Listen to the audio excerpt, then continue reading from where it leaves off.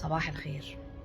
لاحظنا في الفترة الأخيرة على السوشيال ميديا إن في بعض المطربات الممثلات عملوا تحول كامل، شكلهم صاغب بال20 وال30 سنة، والناس منبهرة جدا بيهم وإزاي هم عملوا كده وإزاي صغروا، بقى يسألوا كمان على أسماء الدكاترة وأسماء السنترز اللي عملوا فيها عشان يروحوا يعملوا زيهم، لأنهم شايفين إن ده هو ده طريق السعادة، هو ده طريق النجاح، ومش عارفين إن ده مش بتاعنا وإنه قابل للزوال.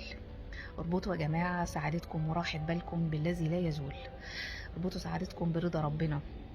اشتغلوا على ده واشتغلوا على ده، اشتغلوا على العقل، خليكوا دايما عندكم تارجتس، عندكم اهداف، عندكم حاجة تشغلكم، اعملوا حاجة تفيدوا بيها نفسكم وتفيدوا بيها المجتمع، تفيدوا بيهم اللي حواليكم، وخلي دايما قلبكم عمران بالحب والرضا، دايما تمشوا في سبيل الطاعة، دايما نمشي في الحاجة اللي قلبي يرتاح لها، مش العكس.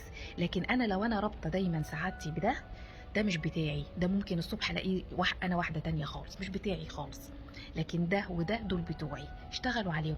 هي دي الراحه وهي دي راحه البال والسعاده الحقيقيه، مش وشي والبوتوكس والنفخ والشد، كل الكلام ده مش بتاعي.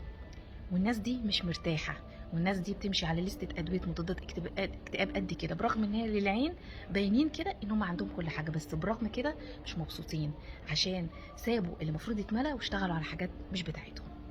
اشوفكم على خير، مع السلامة، يومكم جميل.